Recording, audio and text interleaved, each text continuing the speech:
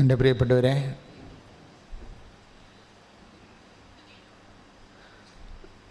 നമുക്ക് ഉടമ്പടിയിൽ ഒത്തിരിയേറെ നേർച്ച വസ്തുക്കളുണ്ട്.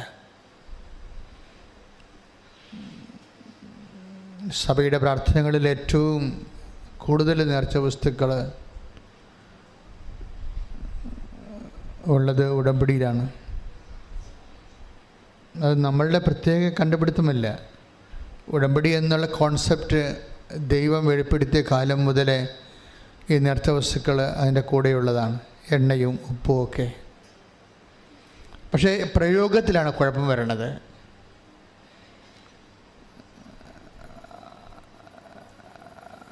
പ്രയോഗത്തിലാണ് കുഴപ്പം വരണമെന്ന് വെച്ചാൽ, കഴിഞ്ഞ ദിവസം ഒരു സാക്ഷ്യം ഉണ്ടായി. ഒരു സഹോദരൻ്റെ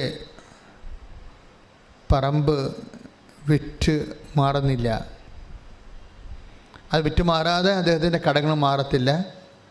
അദ്ദേഹത്തിന് ജീവിതം മുന്നോട്ട് പോകാൻ പറ്റത്തില്ല. നമ്മളെപ്പോഴും ഉടമ്പടി എടുക്കണേ എപ്പോഴാണ്?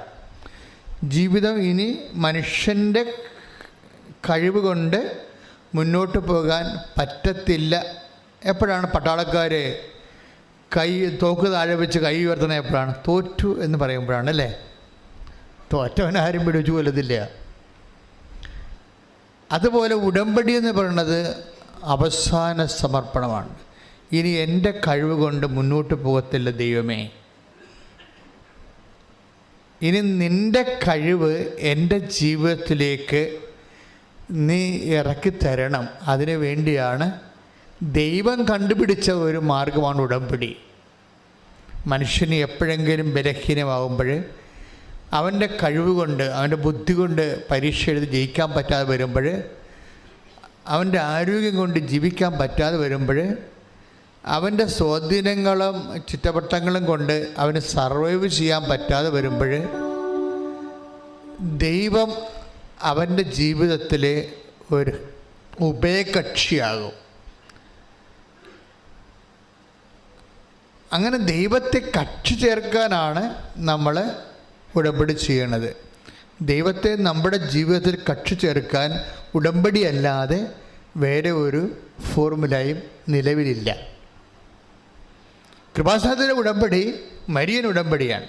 അതായത് ബിബ്ലിക്കൽ കവനൻ്റെ കോൺസെപ്റ്റ് ഉള്ളിൽ മറിയത്തെ അതിൻ്റെ മീഡിയേറ്ററായിട്ട് വെക്കും. കാരണം ബിബ്ലിക്കൽ കവനൻ്റെ ഒരു പരാധീനത എന്ന് പറയണത്, ദൈവത്തിരുസന്നിധിയിൽ ആ കവനൻറ്റിന് എന്തെങ്കിലും ഉഭയകക്ഷികൾ മനുഷ്യൻ്റെ ഭാഗത്തുനിന്ന് അതിന് ഈടറവുണ്ടായാൽ അവന് വേണ്ടി ദൈവതിരുസന്നിധിയിൽ അപ്പീസ് ചെയ്യാൻ വേണ്ടി മനുഷ്യൻ്റെ ഏജൻ്റില്ല. അതാണ് എബ്രഹാത്തിൻ്റെ ഉടമ്പടിക്കൊക്കെ പറ്റിയ അബദ്ധങ്ങൾ. അബദ്ധമാണെന്ന് പറയണില്ല, ദൈവത്തിൻ്റെ പരിപാലനയാണ്.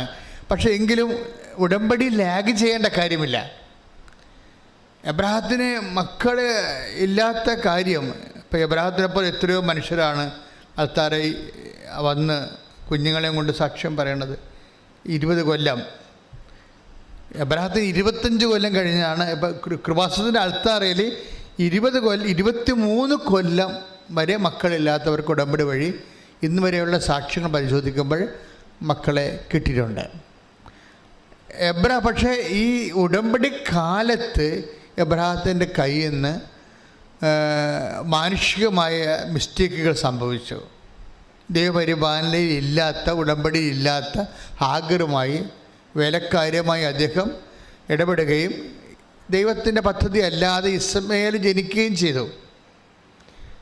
അതുപോലെ ഉടമ്പടിയിൽ വരുന്ന വിഷയം, ആ ഉടമ്പടിയിൽ ആരെങ്കിലും ഒരു മാധ്യസ്ഥനുണ്ടായിരുന്നെങ്കിൽ, ഇപ്പോൾ ഉടമ്പടി നമ്മുടെ മരിയൻ ഉടമ്പടിയിൽ ആരാ മാധ്യസ്ഥ? അമ്മയാണ്. അമ്മയെ മാധ്യസ്ഥമാക്കുന്നത് എന്തിൻ്റെ വെളിച്ചത്തിലാണ്? ടൈം കണ്ടൻറ്റിനെ സ്വാധീനിക്കാൻ വേണ്ടിയാണ്. എല്ലാത്തിൻ്റെ അകത്തും ജീവിതത്തിൻ്റെ വിഷയങ്ങളിൽ താത്വികമായിട്ട് ശാസ്ത്രീയമായിട്ട് നമ്മൾ പറഞ്ഞാൽ നമ്മുടെ വിഷയങ്ങൾ ടൈം ബേസ്ഡാണ്, സമയബന്ധിതമാണ്. ഈ സമയബന്ധിതമായിട്ട് കാര്യങ്ങൾ നടന്നില്ല എങ്കിൽ, ഇപ്പോഴത്തെ ഇൻടേക്കിന് ഈ ജനുവരി വരാൻ പോകുന്ന ജൂണിലെ ഇൻടേക്കിന് നിങ്ങൾ കയറിയില്ലെങ്കിൽ കൊണ്ട് അടുത്ത കൊല്ലം പിന്നെ കയറാൻ പറ്റത്തുള്ളൂ. ഈ സെപ്റ്റംബറിൽ കയറില്ലെങ്കിൽ അടുത്ത സെപ്റ്റംബറിലേക്ക് പിന്നെ വരത്തുള്ളൂ. അപ്പം ടൈം ബൗണ്ടഡ് ആണ് നമ്മുടെ ലൈഫ് എല്ലാം. ഇനി നിങ്ങളുടെ ഈ സമയത്ത് നിങ്ങൾക്ക് പരീക്ഷ ജയിക്കാൻ പറ്റുന്നില്ലെങ്കിൽ, ഇപ്പോൾ കഴിഞ്ഞ ദിവസങ്ങളിൽ 2-3 കുഞ്ഞുങ്ങൾ എന്നോട് സങ്കടപ്പെട്ട് പറഞ്ഞാണ്, ഇന്നലെ പറഞ്ഞതാണ്. എന്താ പ്രശ്നം വെച്ചാൽ അവർ പ്രാർത്ഥിച്ച് കഴിഞ്ഞിട്ടും അവർക്കൊരു സമാധാനം ഇല്ല. എന്താ പറയണത്? അച്ഛാ ദൈവം മാത്രമേ ഉള്ളൂ കേട്ടാ. കാര്യം വെച്ച് കഴിഞ്ഞാൽ സിലബസ് മാറിപ്പോയിരിക്കുകയാണ്. പരീക്ഷ മാറിയ സിലബസിലാണ് എഴുതാൻ പോണത്. സങ്കടമാണ് ഭയങ്കര. കാര്യം അവർ 4 പ്രാവശ്യം എഴുതി തോറ്റു.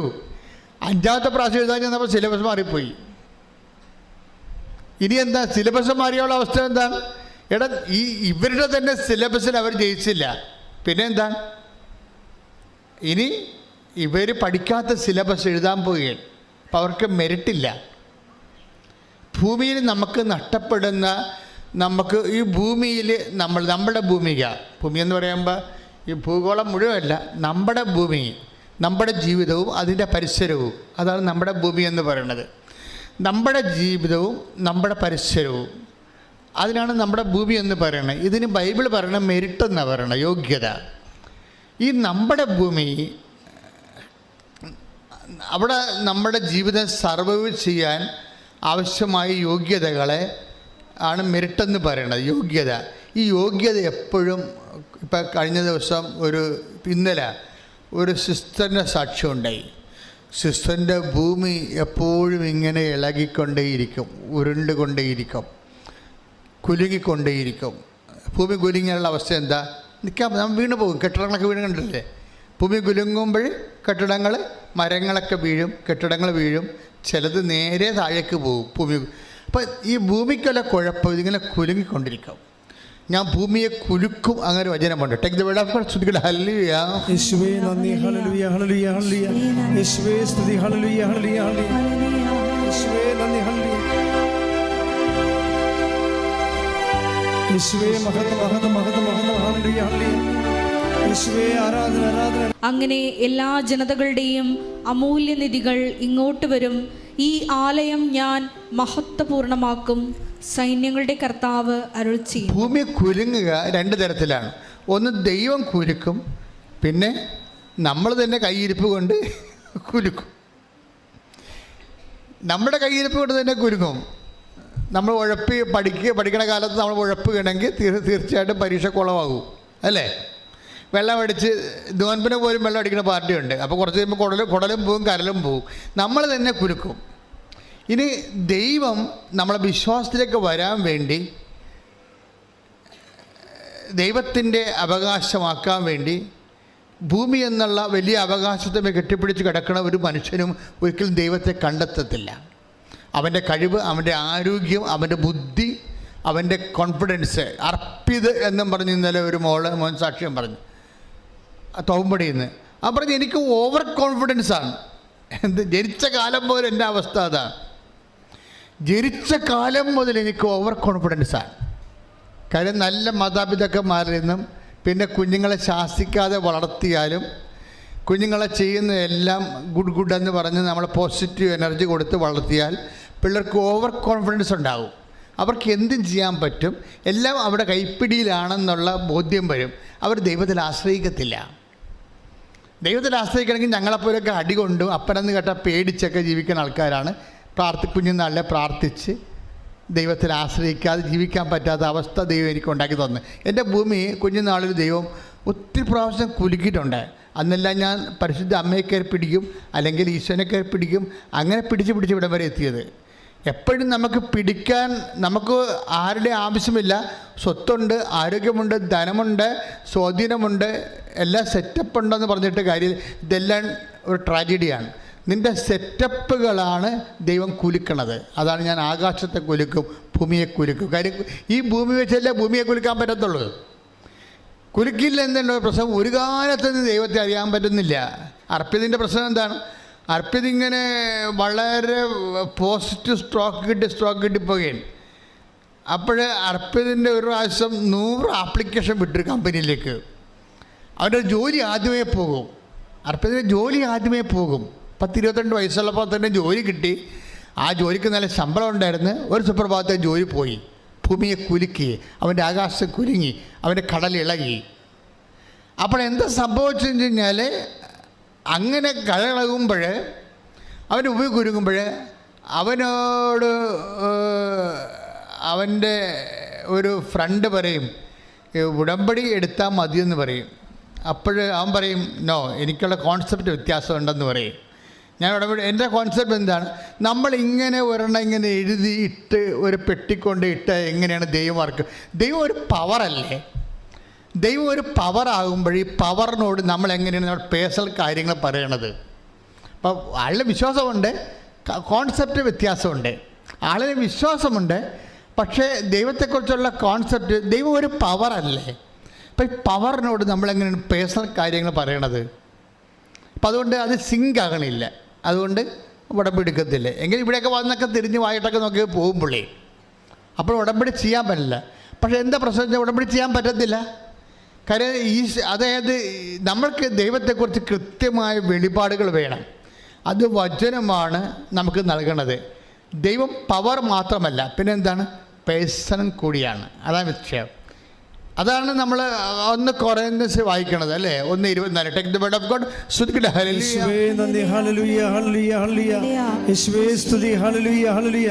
1 കൊരിന്തോസ് 1:24. വിളിക്കപ്പെട്ടവർക്ക്, ഒന്ന് പറഞ്ഞേ, വിളിക്കപ്പെട്ടവർക്ക് യഹൂദരോ ഗ്രീക്കുകാരോ ആകട്ടെ, എനിബഡി അതാണ് ആരായാലും, ക്രിസ്തു ദൈവത്തിന്റെ ശക്തിയും ദൈവത്തിന്റെ ജ്ഞാനവുമാണ്. ക്രിസ്തു ഒരേ സമയം തന്നെ പവർ മാത്രമല്ല, ദൈവത്തിന്റെ ശക്തി മാത്രമല്ല, പിന്നെ എന്താണ്, ദൈവത്തിന്റെ ജ്ഞാനമാണ്, അറിവാണ്, കോൺഷ്യസ് ആണ്, പേഴ്സൺ ആണ്. അപ്പോൾ ഒരേ സമയം തന്നെ ക്രിസ്തു നമ്മളെങ്ങനെയാണ് ഈ പവറിനോടല്ല ഇൻട്രാക്ട് ചെയ്യണത്, ഒരു ജ്ഞാനം, നമ്മുടെ അവസ്ഥകളെ എല്ലാം അറിയുന്ന ഒരാളിനോടാണ് നമ്മൾ നമ്മുടെ സങ്കടങ്ങൾ പറയണത്. അതാണ് ദൈവത്തിൻ്റെ ജ്ഞാനം, ദൈവത്തിൻ്റെ.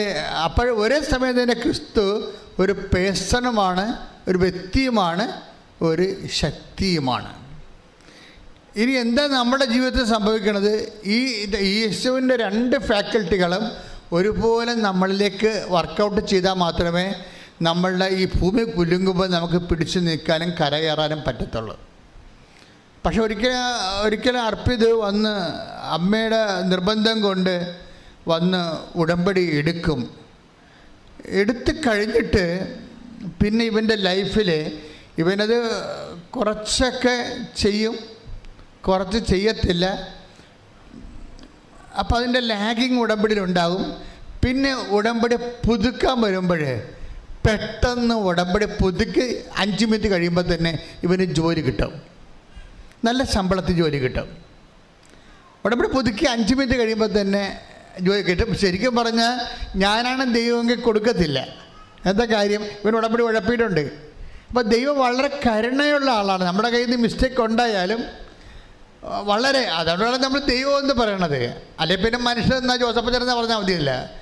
അതിൻ്റെ പ്രശ്നം എന്താണ്, ദൈവം. അപ്പം നമ്മളുടെ മെറിറ്റുകൾ, നമ്മൾ രക്ഷപ്പെടാനുള്ള കണ്ടൻറ്റുകൾ, ഇപ്പം നിനക്ക് ബോധ്യം കിട്ടിയില്ല, ഉടമ്പടി ചെറുതായിട്ട് ഉഴപ്പിപ്പോയെങ്കിലും ദൈവം നിന്നെ താങ്ങും. അപ്പോൾ അപ്പം പെട്ടെന്ന് അർപ്പിതിന് ഒരു ഭാവമാറ്റം പറ്റും. കാര്യം വെച്ചാൽ ഇങ്ങനെ പെട്ടെന്ന് ഈ അമ്മയടുത്ത് വന്ന് പുതുക്കിയപ്പോൾ തന്നെ ജോലി കിട്ടിയപ്പോഴും വിചാരിക്കാത്ത ശമ്പളം കിട്ടി. അപ്പോൾ കുറച്ച് ആ ശമ്പളത്തിൻ്റെ ഒരു ഹാങ് ഓവറിൽ പുള്ളി കുറേ നാളൊക്കെ ഉടമ്പടിയൊക്കെ ചെയ്തൊക്കെ നടന്നേച്ചും പെട്ടെന്ന് പുള്ളിക്ക് വേറെ ഒരു സാത്താൻ കയറി. ഈ പ്രതിപക്ഷവും സാത്താനും നമ്മുടെ ഉള്ളിൽ തന്നെ ഉണ്ടാകും. നമ്മുടെ ഉള്ളിൽ തന്നെ ആൻറ്റിബോഡി വർക്കൗട്ട് ചെയ്യും. സ്പിരിച്വലായിട്ട് ലൈഫിനും ആൻറ്റിബോഡികളുണ്ട്. അത് നമ്മുടെ സ്പിരിച്വൽ ആയിട്ട് നമ്മൾ പോകുമ്പോൾ തന്നെ അതിൻ്റെ ആൻറ്റിബോഡി വർക്കൗട്ട് ചെയ്യും. അതിന് വർക്കൗട്ട് ചെയ്യണം എന്താണെന്ന് വെച്ച് കഴിഞ്ഞാൽ അർപ്പിനോട് പറയും, ഇത് ശമ്പളം നല്ലത് കിട്ടി, അത് നിൻ്റെ കഴിവ് കൊണ്ടാണ്, അത് കഴിവ് കൊണ്ടാണ് നിനക്ക് കിട്ടിയെന്ന് പറയും. അർപ്പിത് ഉടമ്പടി പുതുക്കി അർപ്പിന് എപ്പോഴും ഒരു മെൻറ്ററുണ്ട്. ഉടമ്പടിയുടെ ഏറ്റവും ഇന്നുവരെ ഞാൻ കണ്ടിട്ടുള്ളത് ഉടമ്പടി ഏറ്റവും വലിയ മെൻറ്റർമാർ അമ്മമാരാണ്. അമ്മമാരുടെ ചില വിഷയങ്ങളെക്കുറിച്ച് എനിക്ക് വ്യക്തിപരമായ അവരുടെ ആധ്യാത്മികയെക്കുറിച്ചൊക്കെ അഭിപ്രായ വ്യത്യാസം ഉണ്ടെങ്കിലും ഫെയ്ത്ത് പ്രൊമോട്ടേഴ്സ് എന്ന രീതിയിൽ അമ്മമാർക്ക് 60% കൂടുതൽ മാർക്കാണ് അപ്പന്മാരെക്കാൾ ഉപരി. അപ്പം അമ്മ മരിച്ചു എന്ന് പറഞ്ഞാൽ വിശ്വസിക്കാനുള്ള സാഹചര്യം മരിച്ചു എന്നതിൻ്റെ അർത്ഥം. ഒരു കുടുംബത്തിൽ അമ്മ മരിച്ചു എന്ന് പറഞ്ഞാലേ, ഇപ്പം അമ്മമാർ ഗൾഫിൽ പോകണം, അമേരിക്കയിൽ പോകണം, കാനഡയിൽ പോകണം എന്നൊക്കെ പറഞ്ഞില്ലേ, അതായത് വിശ്വാസത്തിൽ അവർ ഒരു ഡീപ്പോർട്ട് ചെയ്ത് പോവുകയാണ്. ഇങ്ങനെ നമ്മുടെ അമ്മ നമ്മുടെ കൂടെ ഉണ്ടെന്നുണ്ടെങ്കിൽ എപ്പോഴും നമ്മൾക്ക് ഇങ്ങനെ ഓരോരോ കാര്യങ്ങൾ സംഭവിക്കുമ്പോൾ അമ്മയാണ് നമ്മൾ പറയണത്. അങ്ങനെയല്ല മോനെ, വെയിറ്റ് അമ്മ പറയുമ്പോൾ നമുക്ക് കുറച്ചുകൂടി ഇഷ്ടപ്പെടും. എന്താ കാര്യം? നമ്മുടെ ആ ജന്മം ഉണ്ടായ കാലം മുതൽ നമ്മൾ കണ്ണ് തുറന്ന് ഇവരാണ് നമ്മുടെ അമ്മയെന്ന് കണ്ട കാലം മുതൽ നമ്മുടെ നന്മയല്ലാതെ ഒന്നും അവർ ഉദ്ദേശിച്ചിട്ടില്ല. അത് നമുക്കറിയാം. അതുകൊണ്ട് നമുക്ക് അമ്മയെ നല്ല വിശ്വാസമാണ്. അവർ നമ്മൾ കണ്ണ് തുറന്ന് കണ്ടത് മുതൽ ഇവരാണ് നമ്മുടെ അമ്മയെന്ന് നമ്മൾ മനസ്സിലാക്കിയ മുതൽ ആ ജന്മം ഇന്ന് വരെ നമ്മുടെ നന്മയല്ലാതെ ഒന്നും അവർ ഉദ്ദേശിച്ചിട്ടില്ല. അതിനു വേണ്ടി എന്ത് അറ്റം വരെ പോകാൻ അവർ തയ്യാറാണ്. അത്രയും അർപ്പിതയാണ് അവരെ. അതുകൊണ്ട് തന്നെ അമ്മമാർ, നിങ്ങൾക്കുള്ള ഡ്യൂട്ടി നിങ്ങൾ മക്കളെ വിശ്വാസത്തിൽ നിലനിർത്തുക ആണെങ്കിൽ നിങ്ങളുടെ ജന്മം സാഫല്യമായി. പക്ഷെ ചില അമ്മമാരോട് എന്താണ് അത്ര യോജിപ്പ് കുറവെന്ന് ചോദിച്ചു കഴിഞ്ഞാൽ, വിശ്വാസത്തിൽ മക്കൾ അകറ്റിക്കളയണേൽ ഇവർ തന്നെ വിലത്തരം കാണിക്കണത്. അതാണ് വിഷയം. വിശ്വാസത്തിൽ നിന്ന് മക്കൾ ഭാര്യ വഴക്കിട്ട് പോയി, അപ്പോൾ ഉടനെ ഭർത്താവ് എന്ത് ചെയ്യും, അല്ലെങ്കിൽ മകനെന്ത് ചെയ്യും, അമ്മയോട് പറയും അമ്മ അവൾ പോയി. അപ്പോൾ അമ്മ എന്താ പറയും, അവൾ പോണേ പോട്ടറ, ഞങ്ങൾക്ക് വേറെ പെണ്ണൊക്കെ കിട്ടുമെന്ന് പറയും. ഉടനെ ഈ പിശാച്ച് ഉടനെ അത് പറയും. അമ്മ പെട്ടെന്ന് പിശാച്ചായിട്ട് മാറും. മകനോടുള്ള താല്പര്യം കൊണ്ട് ദൈവത്തെ മറന്ന് അവർ നമുക്ക് ഡയലോഗ് പറഞ്ഞു തരും. അവൾ പോണേ പോട്ടറ, നമുക്ക് വേറെ പെണ്ണൊക്കെ കിട്ടുമെന്ന് പറയും. അപ്പോഴമ്മ പറഞ്ഞില്ലേ, പിന്നെ നമുക്ക് എന്താ അവൾ പോണേ പോട്ടെ. അപ്പോൾ പല കുടുംബങ്ങളും നശിപ്പിച്ചതിൽ അമ്മമാർ കൃത്യമായ പങ്കുണ്ട് അമ്മമാർക്ക്. അപ്പോൾ എപ്പോഴും നമ്മൾ ശ്രദ്ധിക്കേണ്ട ഇതാണ്, നിങ്ങൾ ദൈവത്തെ മറന്ന് മകനാണ് മകളാണ് എന്നൊക്കെ പറഞ്ഞിട്ടും കാര്യമില്ല, അമ്മയാണെന്നൊരു കാര്യമില്ല. നിങ്ങൾക്കൊന്നും ദൈവത്തെ മറന്ന് സംസാരിക്കാനുള്ള അവകാശമില്ല. ഇങ്ങനെയൊക്കെ സംസാരിച്ചാൽ ഉടമ്പടി ഓട്ടോമാറ്റിക് ബ്രേക്കിംഗ് സംഭവിക്കും. ദൈവവും നമ്മളും തമ്മിലുള്ള ലിങ്ക് കറണ്ട് പോകണമെന്ന പോലെ പറഞ്ഞ പോലെ ഈ ഒരു ഉടമ്പടിയിലാണ് നമ്മുടെ ജീവിതം നിൽക്കുക. ഇപ്പം നിങ്ങൾ കൃപാസനത്തിൽ വന്ന് ഉടമ്പടി എടുത്തില്ലെങ്കിലും നിങ്ങളുള്ള ഒരു അനോണിമസ് ഉടമ്പടി നിൽക്കുകയാണ്. ഒരു അൺനോൺ ഉടമ്പടിയിലാണ് നമ്മൾ നിൽക്കുന്നത് ദൈവമായിട്ട്. അൺനോൺ ഉടമ്പടിയെ നമ്മൾ പ്രഖ്യാപിതമായിട്ട് ഇവിടെ പ്രയോഗിക്കുക മാത്രമാണ് കൃപാസനത്തിൽ ചെയ്യണത്. അൺനോണായിട്ട് ഒരു ദൈവമായിട്ട് നമുക്കൊരു ഉടമ്പടി ഉണ്ട്. പക്ഷേ അത് ബ്രേക്കായി പോയി ചില ആൾക്കാർക്ക്. ദൈവത്തിനേക്കാൾ വലിയ പ്രാധാന്യം മക്കൾക്കോ ജോലിക്കോ വീടിനോ വിവാഹത്തിനോ പ്രണയത്തിനോ ഒക്കെ കൊടുത്തു കഴിയുമ്പോൾ എന്ന് ഉടമ്പടി കണ്ടിച്ചു പോകും. എപ്പോഴും നമ്മൾ സംഭവിക്കും ഉടമ്പടി എപ്പോഴാണ് നമ്മൾ ദൈവമായിട്ടുള്ള എന്തുകൊണ്ട് നിങ്ങൾക്ക് തകർച്ച സംഭവിക്കണത്? അതിൻ്റെ സംബന്ധിച്ച് ഈ അൺനോൺ ഉടമ്പടി, അപ്രഖ്യാപിതമായിട്ടുള്ള അനോണിമസ് ആയിട്ടുള്ളൊരു ഉടമ്പടിയുണ്ട്, അജ്ഞാതമായ ഉടമ്പടി. പെട്ടെന്ന് അത് പ്രകടമല്ലാത്തൊരു ഉടമ്പടിയുണ്ട്. ഈ പ്രകടമല്ലാത്ത ഉടമ്പടി നിങ്ങൾ ദൈവത്തിനേക്കാൾ പ്രാധാന്യം ആർക്ക് കൊടുക്കുന്നുവോ, വ്യക്തിക്ക് കൊടുക്കാം, സൗന്ദര്യത്തിന് കൊടുക്കാം.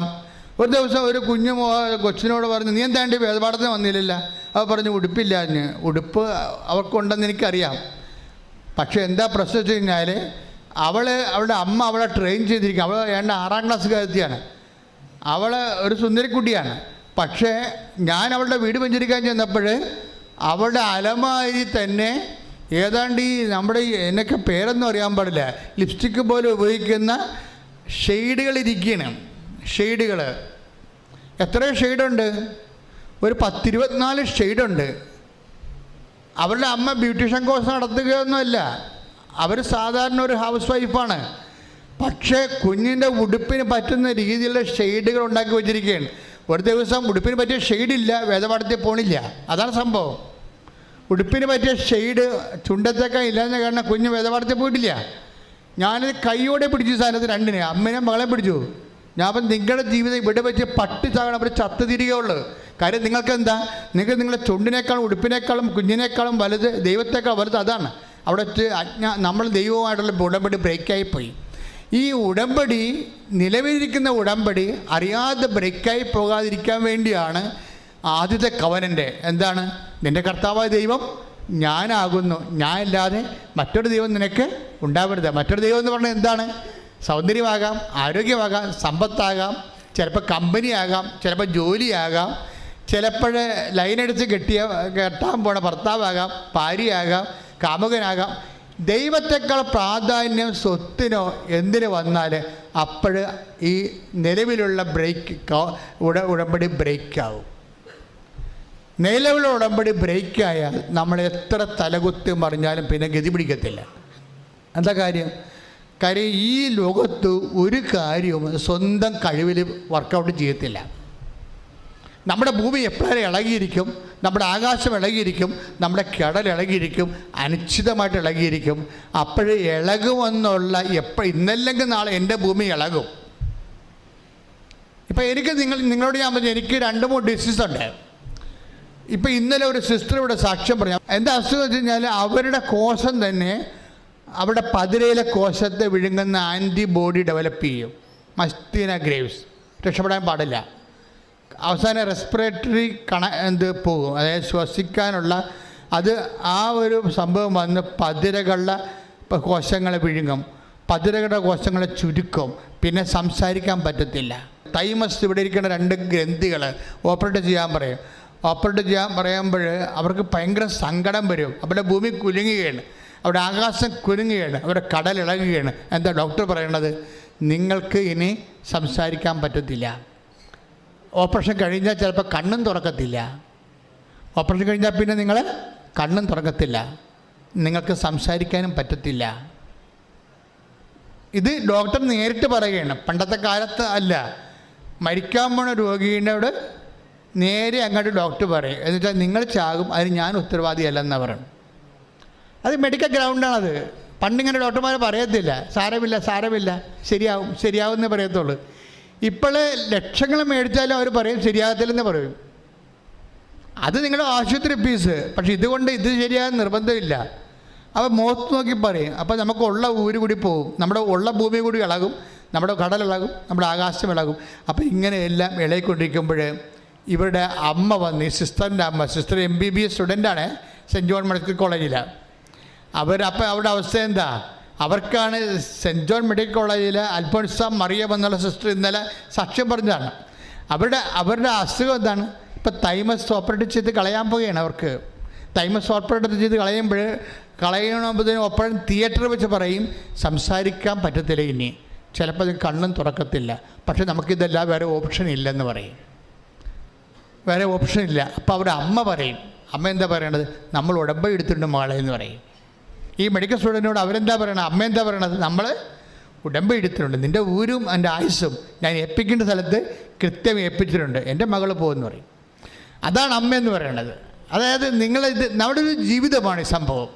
ഈ ജീവിതത്തിൽ ചില സമയത്ത് പെട്ടെന്ന്, അപ്പോൾ ആ സിസ്റ്റർ പറയുന്ന ഒരു വാക്കുണ്ട്, ഞാൻ രോഗിയായത് കാരണം എനിക്ക് എല്ലാവരുടെയും രോഗങ്ങളെ മനസ്സിലാക്കാൻ കഴിയും. ഇതാണല്ല പ്രശ്നം.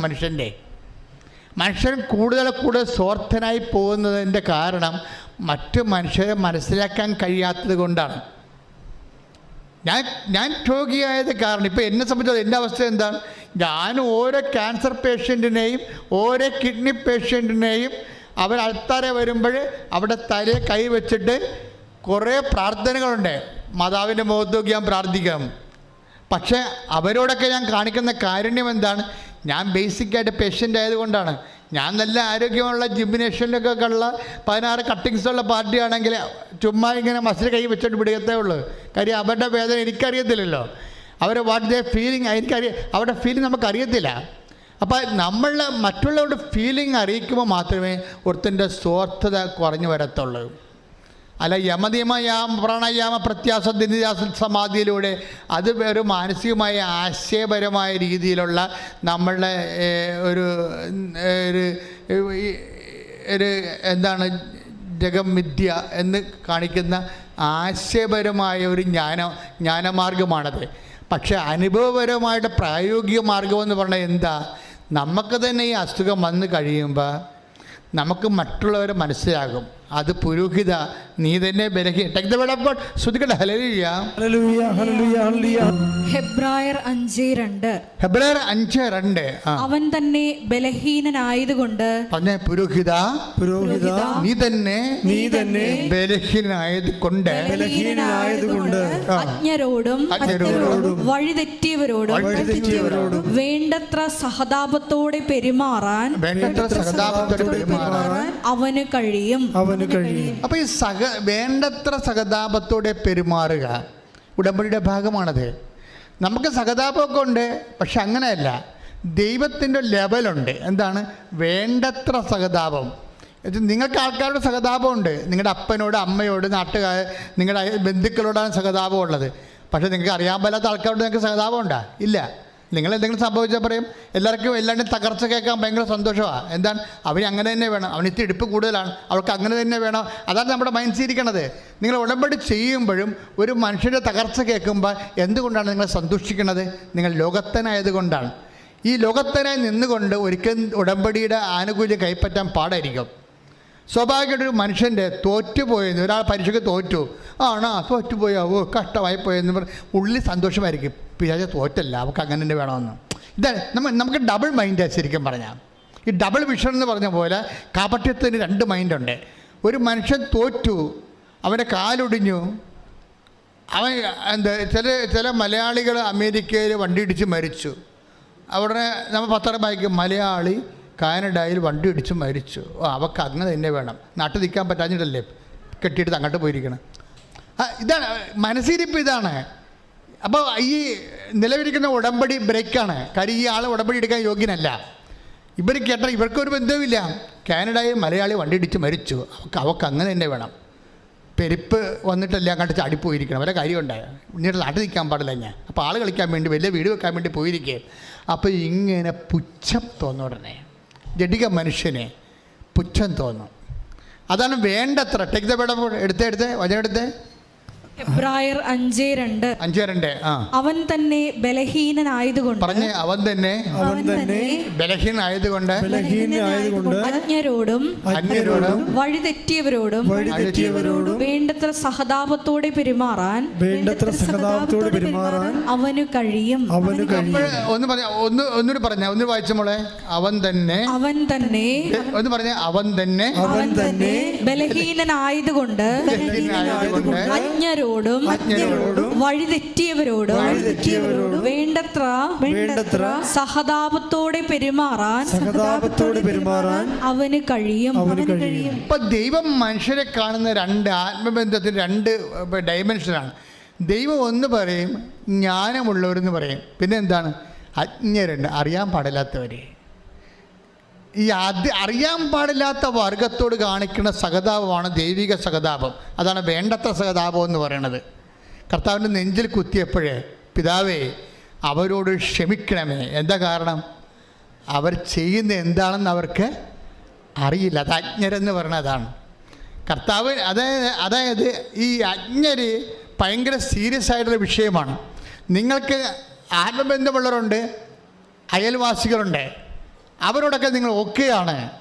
ആത്മബന്ധമുള്ളവരുണ്ട്, അയൽവാസികളുണ്ട്. പക്ഷെ ദൈവം നിങ്ങൾക്ക് സഹതാപം ഉണ്ടെന്നേ പറയത്തുള്ളൂ, പക്ഷെ വേണ്ടത്ര സഹതാപം ഉണ്ടെന്ന് പറയത്തില്ല. വേണ്ടത്ര സഹതാപം ഉണ്ടെന്ന് പറയണമെങ്കിൽ അജ്ഞരോടുകൂടി നിങ്ങൾക്ക് അതേ സഹതാപം, ആത്മബന്ധമുള്ള ആൾക്കാരോടുള്ള സഹതാപം അജ്ഞനോടുണ്ടാകണം. എന്നുവെച്ചാൽ നിങ്ങളെ അറിയാൻ പാടില്ലാത്തവർ, നിങ്ങൾക്കറിയാൻ പാടില്ലാത്തവർ, പിടിയ അവർ അന്യരാണ്. നിങ്ങളെ അറിയാൻ പാടില്ലാത്തവർ, പിന്നെന്താണ് നിങ്ങൾക്ക് അറിയാൻ പാടില്ലാത്തവർ. അവരൊക്കെ ബൈബിൾ എന്താ പറയണത്? അജ്ഞര്. അജ്ഞരാരാണ്? അന്യരാണ്. അപ്പം അജ്ഞരെന്ന് പറയുന്ന അന്യരോട് വേണ്ടത്ര സഹതാപം തോന്നാൻ എന്ന് കഴിഞ്ഞാൽ നിങ്ങൾ ക്രിസ്തുവിൻ്റെ മനസ്സുടനെ സ്വീകരിക്കും. ക്രിസ്തുവിൻ്റെ മനസ്സ് സ്വീകരിക്കുകയാണെങ്കിൽ ബൈബിളിൻ്റെ പ്രധാനപ്പെട്ട ഉടമ്പടി ലക്ഷ്യങ്ങളൊന്നാണ് നിങ്ങൾക്ക് യേശുക്രിസ്തുവിൻ്റെ മനസ്സുണ്ടാകണമെന്ന്. ഫിലിപ്പിയർ 2:6 എടുത്ത് ശ്രുതിക്കട്ടെ. ഹല്ലേലൂയ, ഹല്ലേലൂയ, ഹല്ലേലൂയ, ഹല്ലേലൂയ. യേശുവേ നന്ദി. ഹല്ലേലൂയ, ഹല്ലേലൂയ, ഹല്ലേലൂയ. യേശുവേ സ്തുതി, ആരാധന, ആരാധന, ആരാധന. ഹല്ലേലൂയ, ഹല്ലേലൂയ, ഹല്ലേലൂയ. ഫിലിപ്പി 2:5. യേശുക്രിസ്തുവിനുണ്ടായിരുന്ന ഈ മനോഭാവം നിങ്ങളിലും ഉണ്ടാകട്ടെ. ദൈവത്തിൻ്റെ രൂപത്തിലായിരുന്നെങ്കിലും അവൻ ദൈവവുമായുള്ള സമാനത നിലനിർത്തേണ്ട ഒരു കാര്യമായി പരിഗണിച്ചില്ല. നിങ്ങൾ എന്ത് രൂപത്തിലായാലും ആ രൂപത്തിൽ തന്നെ കടിച്ചു തൂങ്ങി കിടക്കരുതെന്ന് പറയണത് മനസ്സിലായില്ലേ? ഇതാ ക്രിസ്തുവിൻ്റെ മനോഭാവം. നിങ്ങൾ എന്ത് രൂപം, ഇപ്പം നിങ്ങൾ MSc BEd ആണ്, നിങ്ങളുടെ രൂപത്തിലാണ്. ഈ രൂപത്തിൽ ഞാൻ MSc BEd ആണെന്ന് പറഞ്ഞ് തലയിൽ കയറ്റി എടുക്കുകയാണ്. മനസ്സിലായോ? നിങ്ങൾ IAS ആണ്, അല്ലെങ്കിൽ നീ IAM ആണ്, നിങ്ങളൊരു രൂപത്തിലാണ്. ഈ രൂപത്തിനോടുള്ള കടിച്ചു തൂക്കി കിടക്കുന്നതാണ് ശരിക്കും പറഞ്ഞ അറ്റാച്ച്മെൻ്റ് എന്ന് പറയണത്. അതാണ് ഫിലിപ്പി 2:5 യേശുക്രിസ്തുവിനുണ്ടായിരുന്ന ഈ മനോഭാവം ഈ മനോഭാവം നിങ്ങളിലും ഉണ്ടാകട്ടെ. നമ്മളിൽ ഉണ്ടാകേണ്ട മനോഭാവം എന്താണ്? യേശുക്രിസ്തുവിൻ്റെ മനോഭാവമാണ്. യേശുക്രിസ്തുവിൻ്റെ മനോഭാവം എന്താണ്? പറ. ദൈവത്തിന്റെ രൂപത്തിലായിരുന്നെങ്കിലും ദൈവത്തിന്റെ രൂപത്തിൽ ആയിരുന്നെങ്കിലും അവൻ ദൈവവുമായുള്ള സമാനത നിലനിർത്തേണ്ട ഒരു കാര്യമായി പരിഗണിച്ചില്ല. സ്റ്റാറ്റസ് കീപ്പ് ചെയ്യേണ്ട ഒരു കാര്യമായി പരിഗണിച്ചില്ല. ഇവിടുത്തെ പ്രോബ്ലം അതാണല്ല. സ്റ്റാറ്റസ് കീപ്പിംഗ് നിസ്സാര കാര്യമല്ല. ഞാൻ വലിയ ഒരു പ്രമാണിയാണ്, അല്ലെങ്കിൽ ഞാൻ ബ്രാഹ്മണരുടെ സ്റ്റാറ്റസുള്ള ആളാണ് എന്ന് പറഞ്ഞാൽ പിന്നെ ഇവിടുത്തെ ജാതി സിസ്റ്റം അനുസരിച്ച് ഈ സ്റ്റാറ്റസിലേക്ക് നമ്മൾ ആരെയും ക്ഷണിക്കത്തില്ല, തട്ടിക്കളയും. അതുകൊണ്ട് ഒരു മനുഷ്യ നിസ്സാരമല്ലേ സ്റ്റാറ്റസ് പോയത്. അപ്പോൾ നമ്മുടെ മനസ്സിലൊക്കെ ഇന്നും വ്യക്തികളുടെ സ്റ്റാറ്റസ് എന്ന് പറയുന്ന സുവിശേഷ വിരുദ്ധമായ, ദൈവിക വിരുദ്ധമായ ഒരു ജാതി സവർണ ചിന്ത ഉള്ളിലുണ്ട്. ഇത് നിസ്സാര കാര്യമല്ല. യേശുക്രിസ്തുവിൻ്റെ മനോഭാവത്തിനെതിരാ. ഇതിന് ട്രീറ്റ് ചെയ്യാതെ കേരള സഭ ക്രിസ്തുവിനെ സ്വീകരിച്ചെന്ന് പറയാൻ പറ്റത്തില്ല. വ്യക്തികൾ സ്വീകരിക്കാതെ എങ്ങനെയാണ് സഭ സ്വീകരിക്കണത്? വ്യക്തികൾ സ്വീകരിക്കണമെങ്കിൽ വ്യക്തികളുടെ മനോഭാവങ്ങൾ മാറണം. എന്ത് മനോഭാവം ആയിരിക്കണം? യേശുക്രിസ്തുവിൻ്റെ മനോഭാവം. യേശുക്രിസ്തുവിനുണ്ടായിരുന്ന ഈ മനോഭാവം യേശുക്രിസ്തുവിനുണ്ടായിരുന്ന ഈ മനോഭാവം നിങ്ങളിലും ഉണ്ടാകട്ടെ. ദൈവത്തിന്റെ രൂപത്തിലായിരുന്നെങ്കിലും അവൻ ദൈവവുമായുള്ള സമാനത നിലനിർത്തേണ്ട ഒരു കാര്യമായി പരിഗണിച്ചില്ല. അപ്പം പരിഗണിക്കുക, സ്റ്റാറ്റസ് പരിഗണിക്കുക, അത് നിലനിർത്തേണ്ട കാര്യമായി പരിഗണിക്കുക.